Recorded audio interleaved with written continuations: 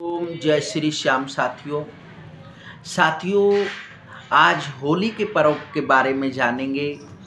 क्योंकि फाल्गुन मास में होली का पर्व आता है। हर वर्ष फाल्गुन मास की पूर्णिमा को होली का पर्व मनाया जाता है और यह रंगों का त्यौहार है। यह हिंदू सनातन धर्म में बहुत ही पवित्र दिन माना जाता है। इस दिन बुराई को मिटाकर खुशी का प्रारंभ का दिन होता है, इसलिए इसे रंगों के साथ मनाया जाता है। और इस दिन वैसे भी अधर्म को मिटाकर धर्म की जीत हुई थी, इसलिए यह दिन बहुत ही पवित्र माना जाता है। इसलिए बच्चे गुब्बारों में रंग भरकर एक दूसरे पर फेंकते हैं और सभी के घरों में मिष्ठान, मिठाइयाँ, अनेक प्रकार के व्यंजन पकवान बनाए जाते हैं। इसलिए यह बहुत ही पवित्र और बहुत ही रंगों का त्यौहार है। वैसे फाल्गुन मास रंगों का ही मास माना जाता है, लेकिन होली का पर्व बहुत ही शुभ और पवित्र माना जाता है।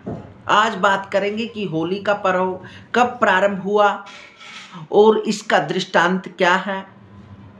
क्योंकि सतयुग की बात है, हिरण्याकश्यप नाम का एक क्रूर राजा था। वह बहुत ही अत्याचार करता था और जो भगवान का नाम लेता था उसको दंडित करता था। और वह भगवान के नाम को नहीं मानता था, इतना अभिमानी था, अपने आप को ही भगवान समझता था। एक दिन भगवान की कृपा से उसके घर एक पुत्र का जन्म हुआ जिसका नाम प्रहलाद था। प्रहलाद जन्म से ही भगवान में विश्वास रखता था, क्योंकि वह एक देव के समान बच्चा था। लेकिन उसका पिता उसको हर समय कहता था कि भगवान कोई नहीं है, मैं ही आपका भगवान हूँ। लेकिन प्रहलाद के मन में नारायण ही रहते थे। वह हमेशा नारायण का सुमन करता था। उसको भगवान विष्णु से बहुत ही प्रेम था, इसलिए वह अपने पिता को भगवान मानने से इनकार कर देता था। लेकिन इस कारण हिरण्याकश्यप प्रहलाद को अनेक प्रकार के दंड देता था। उसको ऊंचाइयों से गिराता था, पत्थरों से मारता था, वह अनेक प्रकार से पीड़ित करता था। और वह जो पीड़ित करता था वो दिन ज़्यादातर होली से पूर्व 8 दिन के दिन माने जाते हैं, जिसे हमारे हिंदू सनातन धर्म में होलाष्टक माने जाते हैं, जिसमें किसी भी प्रकार के मांगलिक कार्य नहीं किए जाते। मांगलिक कार्य विवाह संबंधी, यज्ञोपवीत, उपनयन, मुंडन संस्कार, गृह प्रवेश, कोई नया कार्य प्रारंभ करना आदि मांगलिक व शुभ कार्य वर्जित माने जाते हैं। और वो होली से 8 दिन पूर्व की बात है, जब से होलाष्टक प्रारंभ होते हैं। तो एक दिन उस हिरण्याकश्यप ने सोचा कि क्यों ना इस प्रहलाद को अग्नि में जला दिया जाए। उसकी बहन जो हिरण्याकश्यप था, उसकी बहन का नाम होलिका था।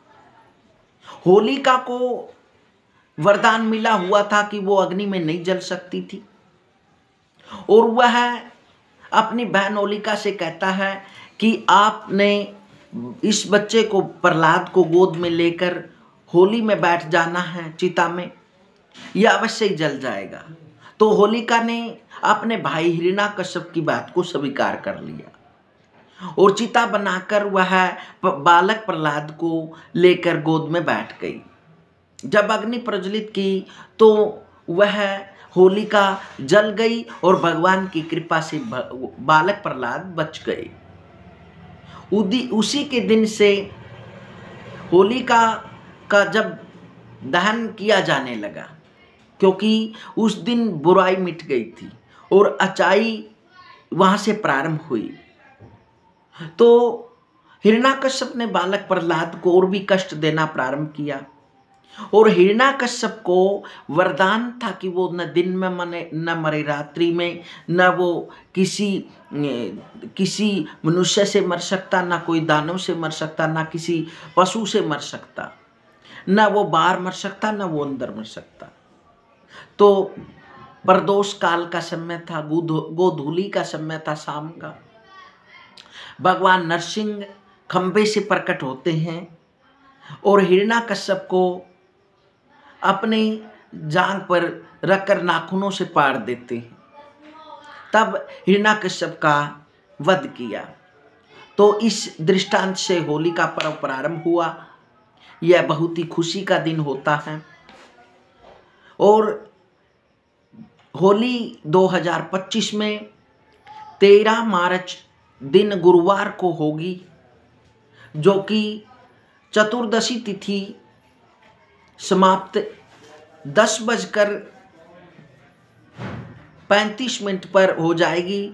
और इसी दिन 13 मार्च 2025 दिन गुरुवार को चतुर्दशी तिथि 10:36 पर होगी, जो कि अगले दिन 14 मार्च 2025 दिन शुक्रवार को पूर्णिमा तिथि 12:25 पर समाप्त होगी दोपहर के।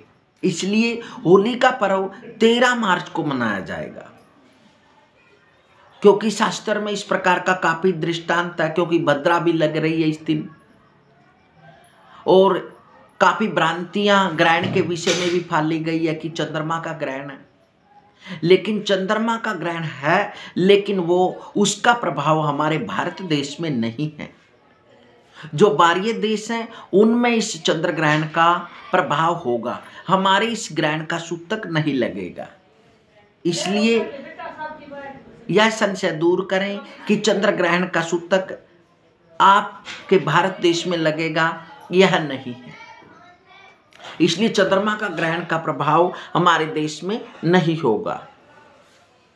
इस कारण से होली का पर्व 13 मार्च 2025 को ही मनाना श्रेष्ठ रहने वाला है।